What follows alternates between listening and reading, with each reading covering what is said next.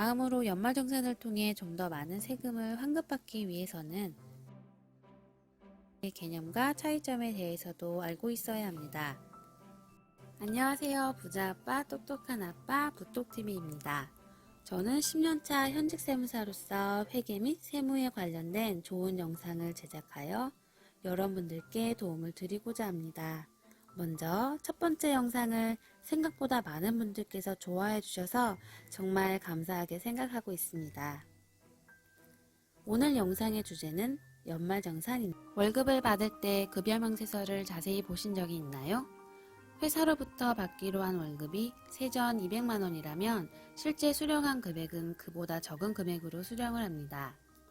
그 이유는 사대보험에서 본인부담분과 간이세액표에 따라 계산된 세금을 떼고 난 후에 금액을 수령하기 때문입니다. 간이세액표란 국세청에서 사전에 결정한 급여에 대한 세금입니다. 그 세금은 매년 새롭게 발표되고 있으며 몇 간씩 변동하고 있습니다. 회사는 근로자에게 월급을 주기 전에 미리 차감했던 세금을 국가에 신고 및 납부하며 이를 원청징수라고 합니다. 1년간 간이세액표에 따라 미리 납부했던 A라는 세금과 다음에 근로자가 제출한 공제 서류들을 바탕으로 그에 최종적으로 부담할 세액을 확정한 B라는 세금과 비교를 합니다. A가 B보다 큰 경우에는 환급, A보다 B가 큰 경우에는 추가 납부의 결과가 나오게 됩니다. 이를 연말정산이라고 합니다. 연말정산은 회사에 다니고 있는 근로소득자라면 공제 서류의 여부에 따라 그 결과가 달라질 뿐 누구나 해야 하는 것입니다. 연말정산 대상자는 자영업자나 프리랜서 같은 사업소득자와는 관계가 없고 근로소득자를 그 대상으로 합니다. 근로소득이란 회사에 고용돼서 그 고용관계를 통해 용역을 제공받은 모든 금품을 이야기합니다. 근로소득은 정규직과 일용직으로 구분되는데 일용직은 연말정산을 하지 않습니다.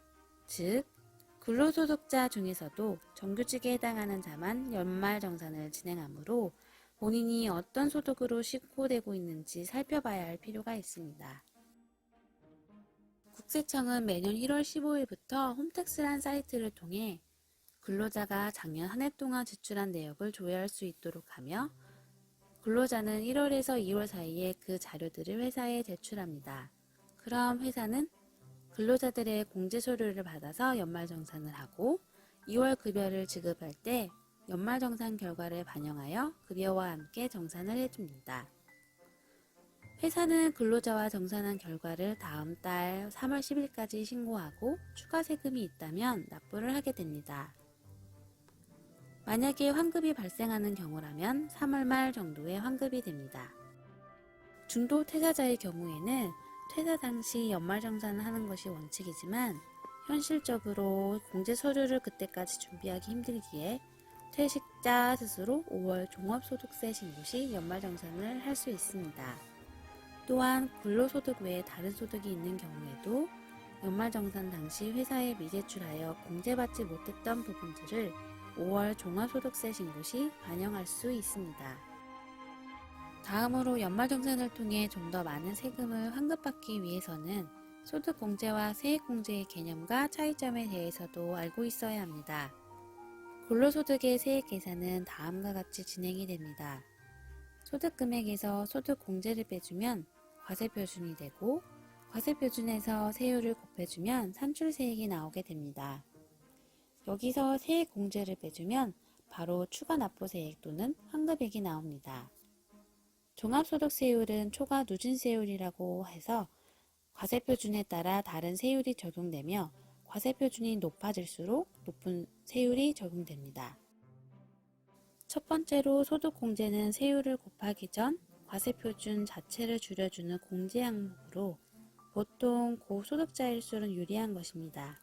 100만원의 보험료 지출이 만일 소득공제가 되는 항목이라면 세액공제인 경우보다 더 큰 절세 효과가 나타납니다.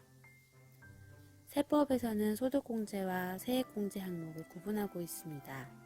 연말정산 시 소득공제의 종류에는 인적공제, 주택자금 공제, 신용카드 등 공제 등이 있습니다. 이와 달리 세액공제는 계산된 세금에서 직접 공제해주는 것을 말합니다. 나의 과세표준이 1,000만원인 경우 소득공제에 대한 절세효과는 6만원에 불과하지만 세액공제를 적용하게 되면 더 큰 절세효과가 나타납니다. 따라서 세액공제는 저소득층에게 보다 유리한 것으로 볼 수 있겠습니다. 연말정산 시 세액공제의 종류에는 보험료, 의료비, 교육비, 기부금 등 공제와 연금 계좌 세액 공제, 월세 세액 공제 등이 있습니다. 어떠셨나요?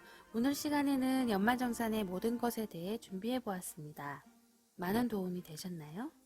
마지막으로 오늘 핵심 내용을 정리해 보았습니다. 1. 연말정산 대상자는 정규직 근로소득자이다. 2. 일반적인 연말정산 시기는 2월 말이다. 3. 공제서류 제출 없이 연말정산을 했거나 사업소득 등이 추가로 존재하는 경우 5월 종합소득세 신고를 통해 공제 가능하다. 4. 본인의 과세표준 구간을 고려하여 소득공제와 세액공제 중 유리한 쪽으로 지출 방향을 잡는다. 여기서 지난 5년 이내의 것은 추가로 공제서류를 제출하며 환급받을 수 있습니다. 이를 경정청구라고 합니다. 방법은 국세청 홈택스에 접속하여 공인인증서로 로그인합니다. 다음 신고 납부란을 클릭하고 종합소득세를 선택합니다. 마지막으로 근로소득자 신고서 부분에서 경정청구 작성을 누른 후에 환급 신청할 연도를 선택하고 추가 공제서류에 따라 입력해주면 환급을 받게 됩니다. 환급은 보통 한 달 정도 걸림이 너무 늦는다면 관할 세무서로 연락하셔도 좋겠습니다.